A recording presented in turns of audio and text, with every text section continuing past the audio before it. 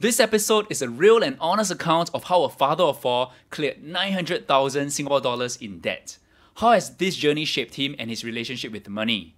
What key values and financial knowledge will he impart to his children from this experience? This is a story of debt, financial mistakes, recovery, and taking responsibility.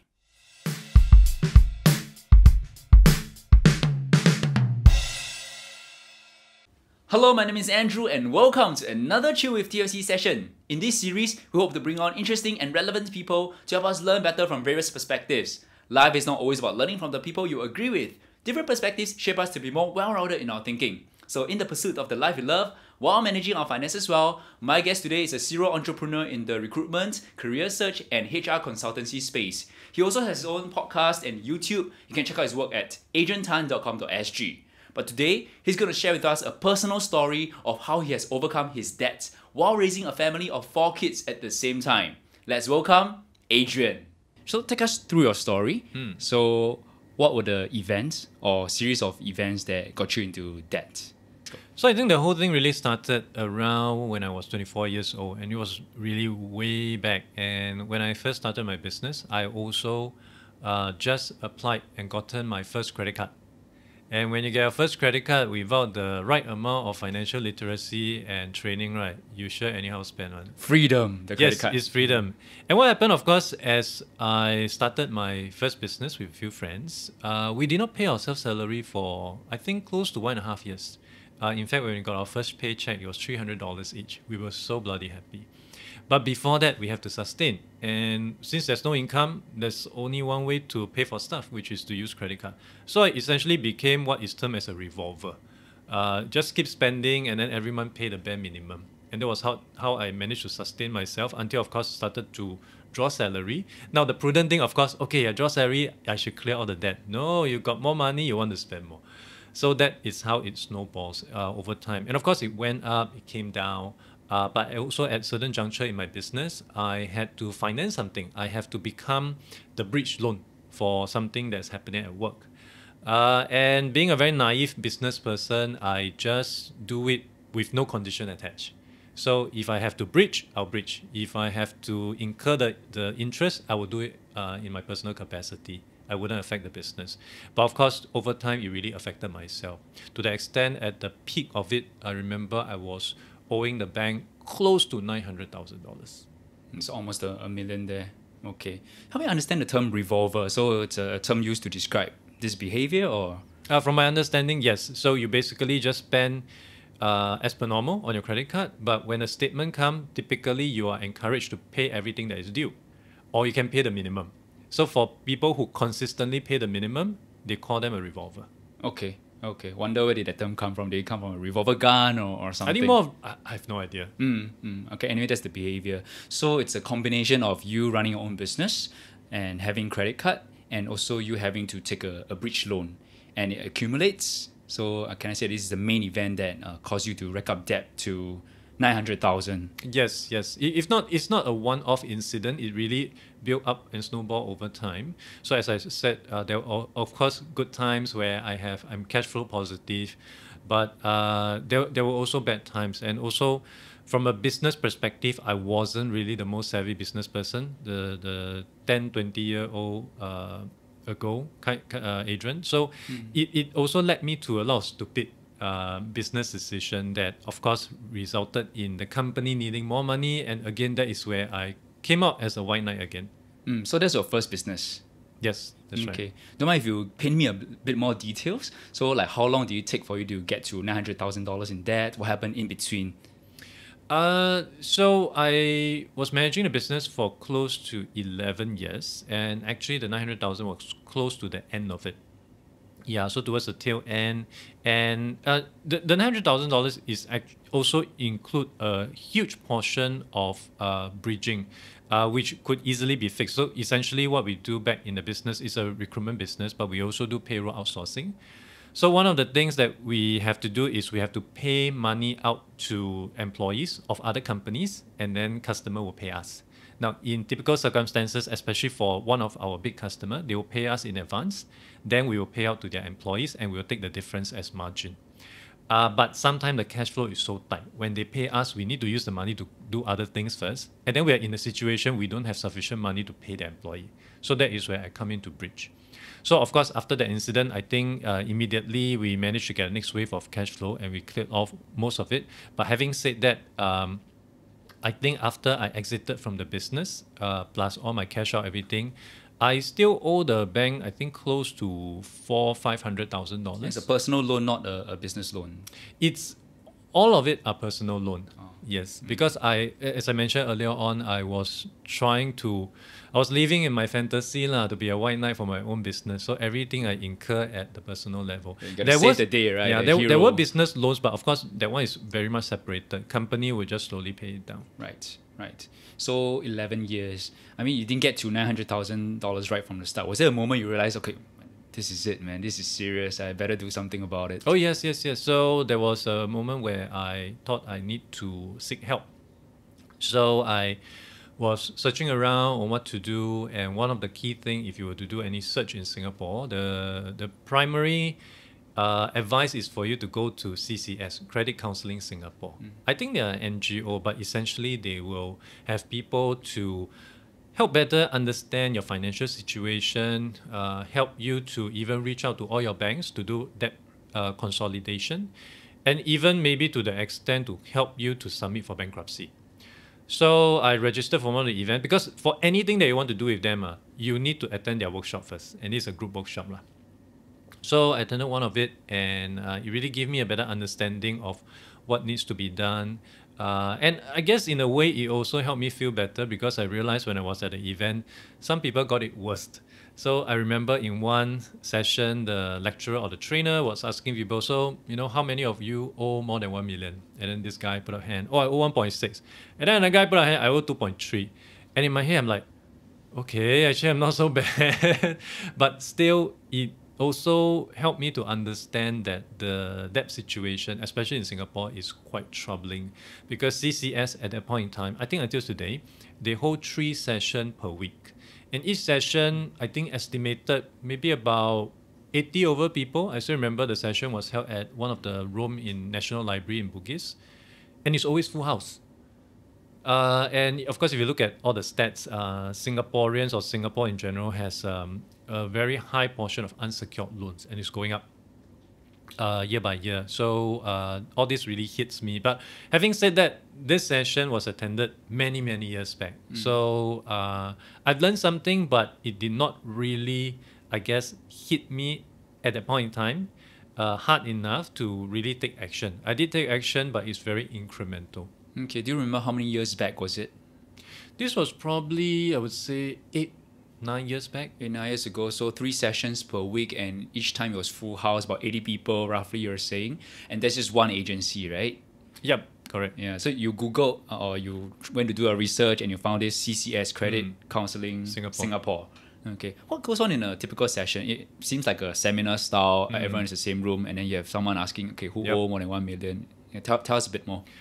Based on what I can remember, they will, of course, break down for you, of course, what's going on, what are the repercussions, what are the options for you. If you go option A, the consolidation, what are the pros, what are the cons? If you become bankrupt, what are the pros, or the cons? So essentially just paint you a picture of what are the alternate journey you can take from here so that you can make a calculated decision. But I think on another spectrum is also to give you hope, hope that actually this can be over. And that is also something they try to drive across because they don't just focus on the negative, they also tell you about the positive. People that may have approached them 5 years, 10 years ago, and over this period of time, they managed to get out and, things are much better for them. So I think those are very good learnings that everyone picked up. Do you have a one-on-one session where they break down for you, or how does it go? Unfortunately, I did not hit that stage. So the group briefing is the step 1, and then step 2 you have to submit, then you go for individual. I did not go individual for very stupid reasons, because the thing for me, the practical thing that makes sense for me at the point in time was actually debt consolidation. And that means you have to essentially cut up all your credit cards. You would have to of course survive on paying down this account that consolidated everything there. And I was at the stage where I actually still need margins to survive. So I still need that margins from credit card. I still need that credit limit to pay for things, to sustain myself, and not for all practical reasons, for some frivolous reasons as well. So I thought I cannot do it.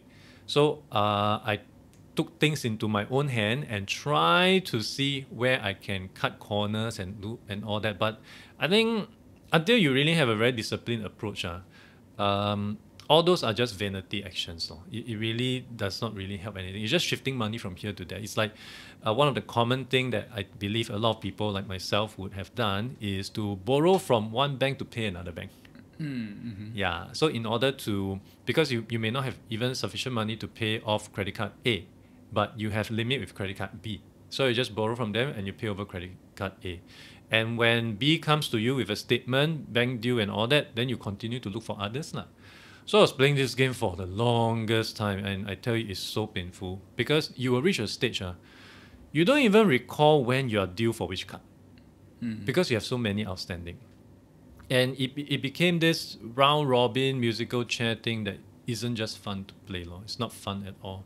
And of course, when you hit a stage where there's so many things going on in your head, other aspect of life stressing you down, in addition to this, it can really get to you.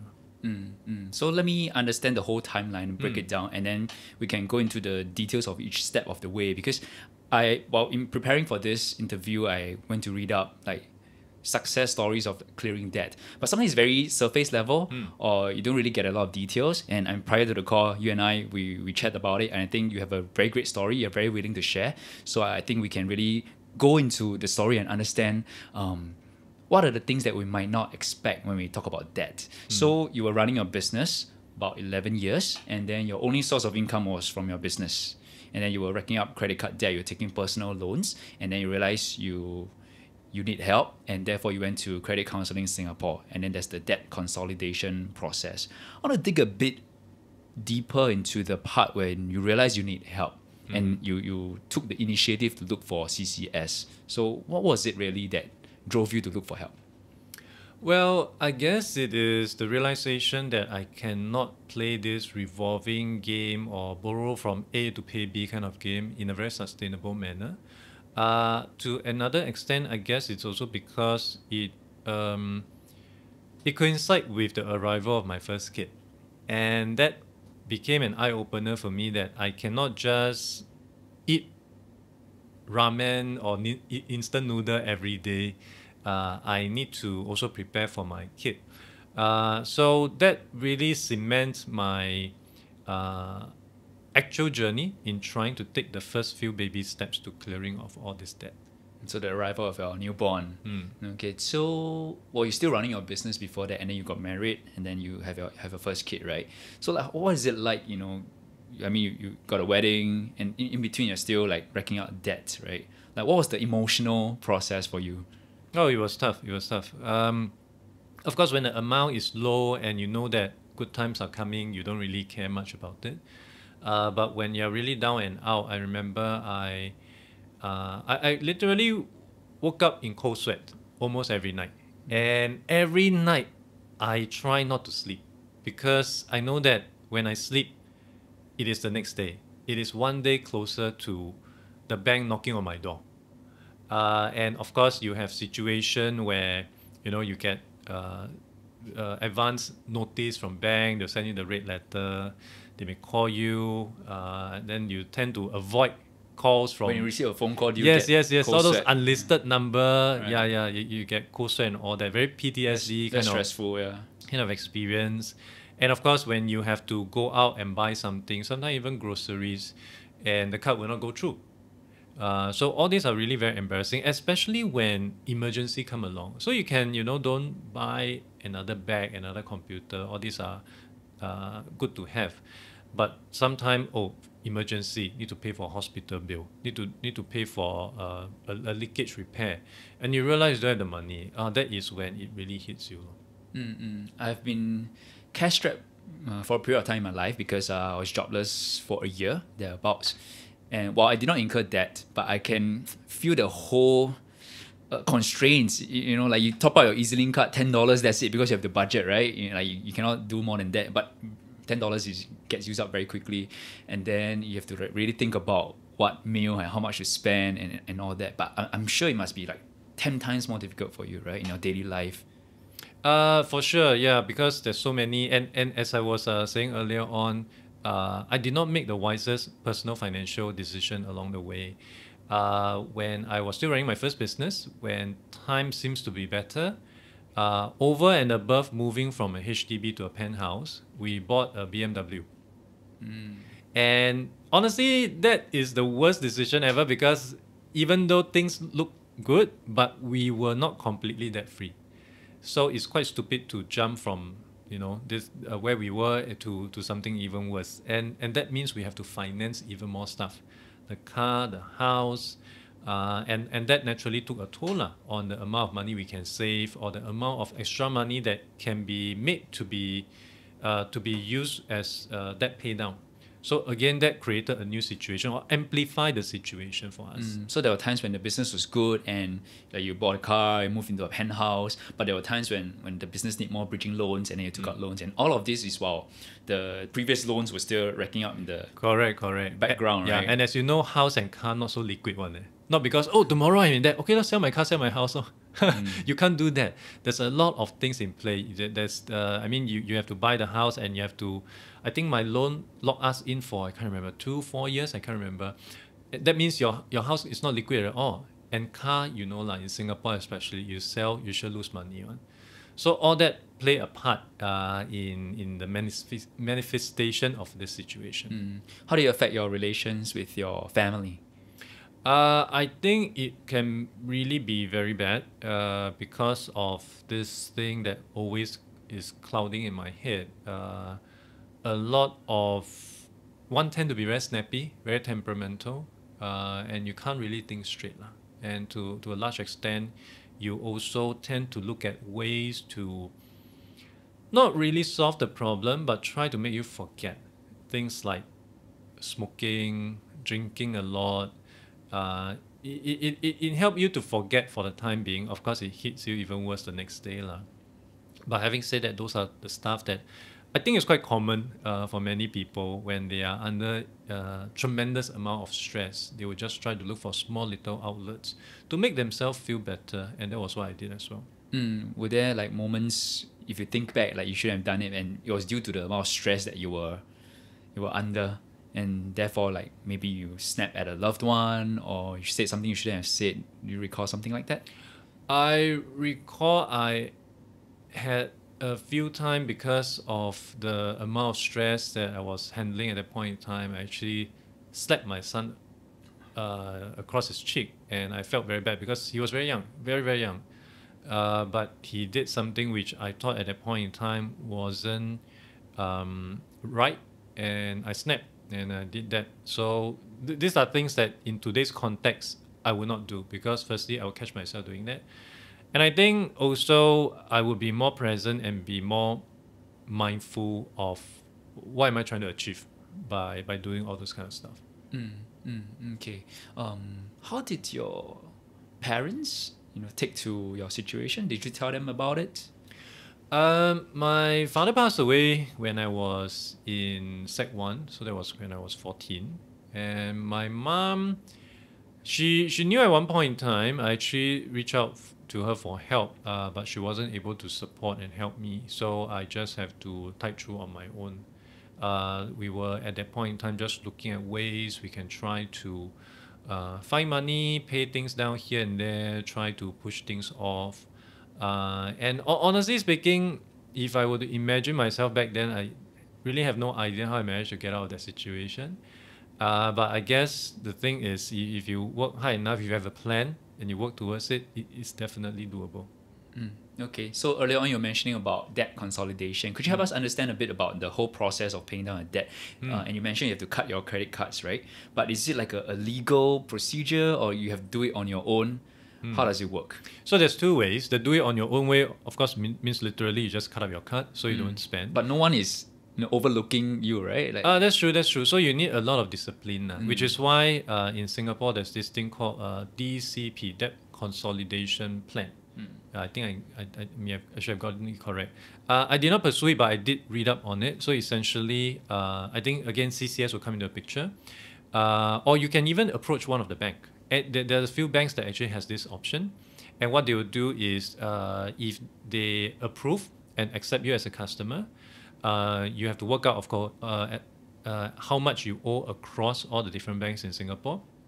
They will then, of course, bring all those debt into the banking system. So instead of owing 10 banks, you only owe one bank. Into one bank, right? Yeah. Okay. And because this is a specific program, if I'm not wrong, I think the interest rate is about 3.5%. Okay. Very low. I mean, compared to your credit card, card is is 24, 20 something. some even 25, 26% nowadays. Then of course you slowly pay down lah. But of course there are terms and conditions lah. You cannot have any more credit card with all the banks, including the one that you're holding. You can only have a debit card kind of thing. So you are also forced to be very disciplined and financially prudent on what you can spend and what you can't spend. But like you said, no one is really overlooking what you're doing, so it really depends on your own discipline, and therefore you're saying you're still like using the margins or so-called the credit limit available, right, on your existing Also, if credit you cards. go on DCP, right, there's no way you can get any more credit card. Okay. So that's the situation I avoided, because at that point in time, I needed some cards, or I needed one card to for business reasons. Debit or credit? Credit card. Credit card, okay. Yeah. So if you go straight into a DCP, you can only get debit, no more credit card for you. So it's a very disciplined way to pay down. For me, because I did not choose to do so I have to do my own DCP lah. So I basically consolidated everything as much as possible. And for those that isn't worth consolidating because amount too small, running down, so those are the one you focus on first, no? And I've of course read books and also listened to podcasts on how to pay down your debt. There's a debt snowball, which means you pay down the lowest amount. You don't care about the interest, you just pay down the lowest amount, and once that one is off, right, you pay the next lowest amount. That one is more psychological, so that you can actually see achievement. Yeah. The other way, of course, is debt avalanche, which means you look at the debt with the highest interest and you whack that one first. Yeah, but of course, psychologically, that one may be a bit tough. It's like, if you first time go to the gym, you do 10 curls and then like, no muscle, then you get jaded and then you never go back to the gym again. So that snowball is a way to encourage you. Actually I see some result. Let me try to push on. So I took a bit of both, experimented with both, but I think primarily it's very much on debt snowball, trying to pay down the smallest, and at the same time trying to do my own consolidation as well. That also means doing a lot of reading on which one has the lowest interest rate and all that, which I think in Singapore context, fortunately, over the past few years, maybe even decade, you have websites like SingSaver, Money Smart. You don't have to go to one bank, go and see which one is the lowest. So you can just go to the website, which one is the lowest, okay lah. Then you go to that one. Yeah, and I think because also for the fact that there's so many banks in Singapore, they're very competitive. Most of them will want your business lah, unless you are what many people would term as a chao ka lah. Your reputation is so bad. Okay, they don't want you already. that no banking system will welcome you, and of course they can see it from your credit rating. So if you don't really have that bad a credit rating, then you're able to pursue that kind of strategy, which I did. So you mentioned two frameworks for clearing your debt. One is you pick the smallest one and you go for it, so you build up, and the other one is you go for the highest interest, right? So and you realize what works best for you is the going for the smallest one and just keep going for the next one, like a level up kind of thing. Yes, that's right. Yeah, but of course, having said that, it also means you cannot continue to lead your normal lifestyle lah. That one for sure. You cannot expect to have your cake and eat it. So you still have to make cuts. And what we did back then was, of course, we sold the house, we sold the car, we rented for a period of time. And for a period of time, I was actually driving for Uber. And that was, I think, somewhat in between jobs kind of situation. And I must say I'm very glad for something like that, because imagine if that were to happen like another 10 years before, when things like Uber, Grab, all this were not around.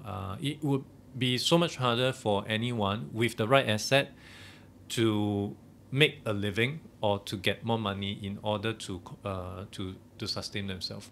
Okay. Previously, when jobs like being an Uber driver or Grab driver is not available, right? That's what you're saying. Okay. So let me go back to the debt consolidation part. So you mentioned that before that, you were actually using like margins, right, or credit limit to like you borrow from one bank to pay another bank, or borrow from one card to pay another card, and you realize that you cannot do that anymore, and therefore you could have gone into a DCP, a debt consolidation program, but you chose not to. But you kind of did your own DCP. Any reasons why you did not consider bankruptcy, or like what do you have to? What are the criteria before you can declare for bankruptcy? I didn't read enough to know. I think as long as your amount of liability outweigh your asset as well as the ability to pay, you always have the option to do so. But if I'm not wrong, I think you also have to hit more than 100K. At least that was based on what I've read before. The number may have changed. Or liabilities, you mean? Yeah, anything below 100K, they will ask you to go DCP. But you were at 900K, right? I was at, well, after I cleared off the amount that was needed for bridging, it was about 400K. But again, as I shared, it was a personal decision not to go into DCP. Bankruptcy, yes, I could potentially look at that angle, but of course that is not something anyone want to do so, because not just because of the taboo associated with it, but there's a lot of things that automatically you cannot have. You cannot even own your own mobile phone number line. Yeah, you need to get someone else to subscribe for you. Because you literally cannot own anything, with exception to things that you pay for with your CPF. So your HDB, they cannot touch. Yeah, but imagine if you were staying in a private or you took a bank loan, they can touch your house. Yeah, so that means overnight they take it, you go and rent. You're homeless. Okay. You have to rent. Of course, your car no longer belongs to you. And in fact, anything that has your name to it, they can take away. Your TV, whatever. So that is really the kind of situation, and honestly, another set of stress that I don't think I want to go through. I know some listeners might have a negative connotation towards the word bankrupt. I know people who've been declared bankrupt, and actually, well, it's a form of protection mechanism. You take away some level of freedoms, but it is to protect you from incurring more debt, and your only goal is to clear down your debt, and then you can be declared out of the position of the whole bankruptcy. So I've seen how it plays out, but of course it's a personal decision. You've done your homework and you decided, okay, you can do your own DCP instead of like going for the bankruptcy route. Yep, that's right. So I think that there's really nothing wrong with going that route, especially if you were to really put it down into an Excel sheet and you realize it's just going to take so much time or even impossible for you to achieve your end goal, which is to clear everything. Then going through bankruptcy, where of course all your creditors will sit down together and decide, okay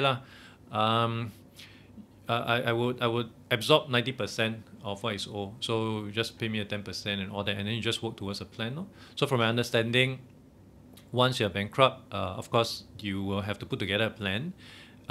Every month you need to pay how much to official assignee, which is essentially this step board that manages, and when they get the money, then if I'm not wrong, I think they'll distribute to all your creditors. So you have to continuously do this, and before that, of course, they'll sit you down. Okay, so you make so much money. What's your expenses? I need this for food, I need this for commute, so on and so forth. And then work out a number. Okay, then every month you should pay this amount to the official assignee. And then they will start to just continue to pay down this cycle. And over a period of time, of course, when you pay on time, then you may want to tell OA that, okay, I want to pay a bit more. It's a sign of good faith, to pay a bit more. And again, after a period of time, then you can write in to say, can I be discharged from this whole thing? Okay, so the route that you choose was your own DCP, and you mentioned that you want to go for the smallest loan to clear first. But does that still apply when you consolidate it all under the same bank? If you consolidate it all under the same bank, then you only have one. Yeah, there's a 3%. So you just have to pay down that one. So it depends on the tenure that you actually have with the bank. Like how much were you paying per month back then? Roughly. It could be around 2,000 to sometimes 4,000. It depends, because honestly, I've gone through this exercise quite a few times. As I mentioned earlier on, you can choose to pay more, right? Not exactly, but I had to consolidate many times. With because different banks or with different banks. Because- And I'll okay. tell you why. Because sometime when I try to work it out, you will tend to be over optimistic.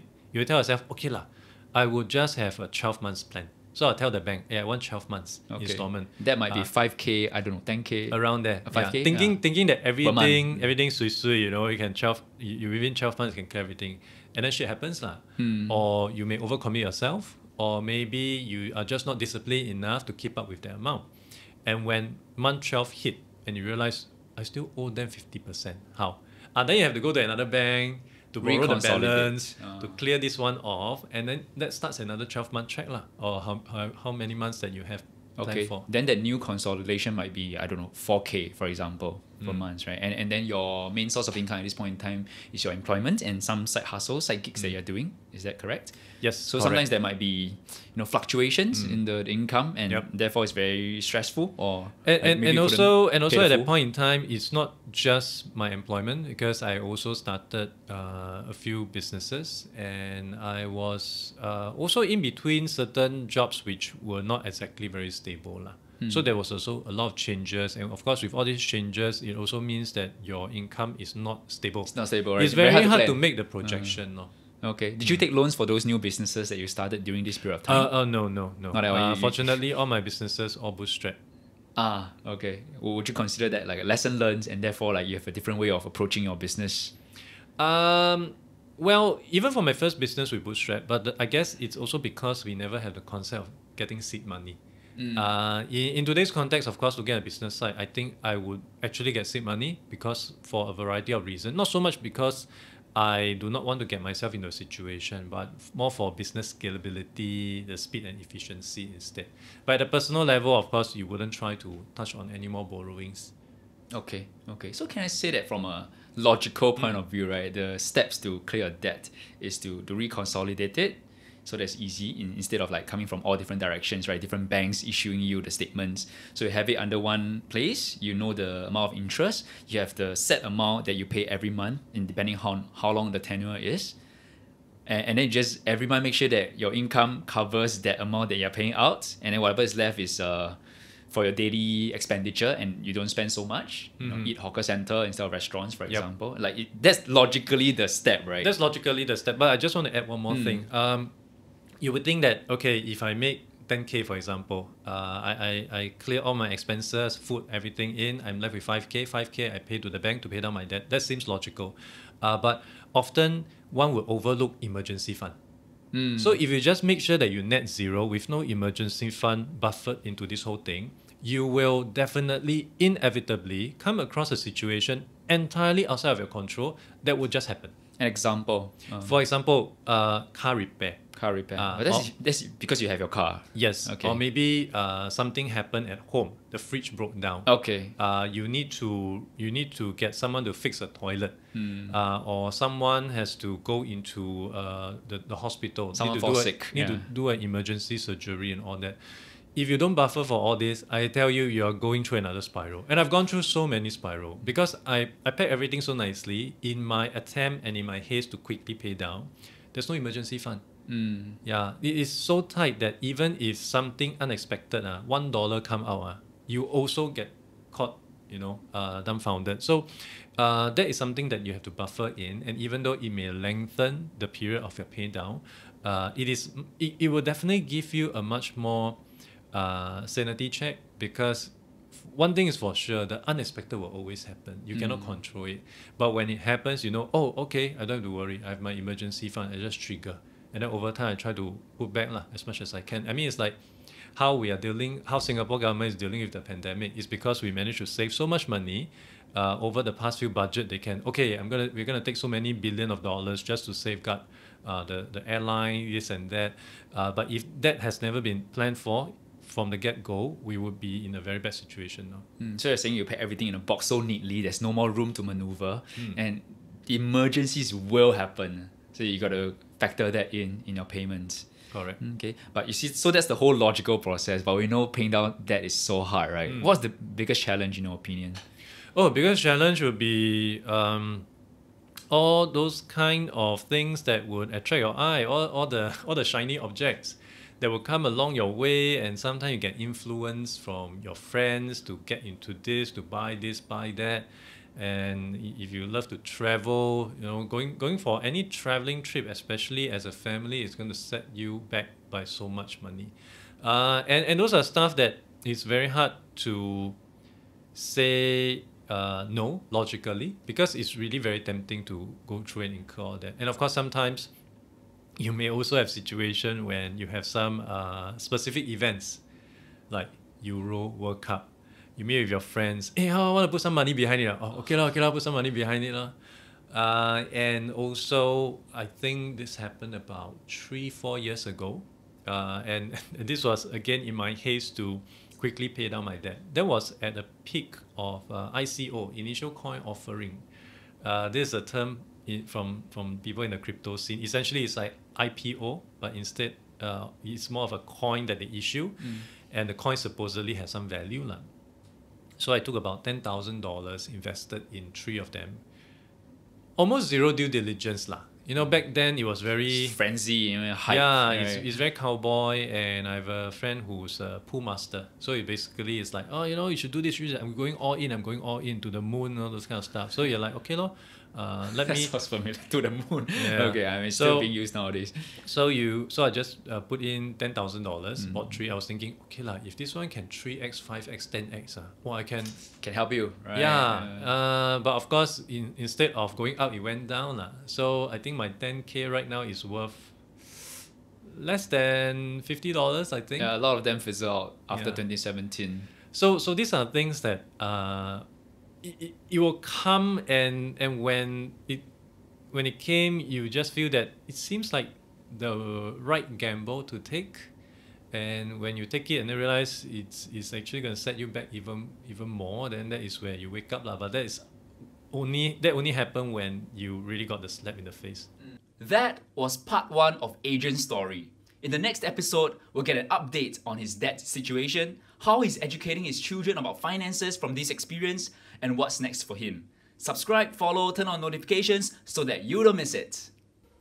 Thank you for watching this video. If you found it useful, like, share, subscribe, and feel free to leave your comments. You can also join our Telegram group, follow us on social media, and sign up for our weekly newsletter. Everything is in the description. For more content, check out thefinancialcoconut.com.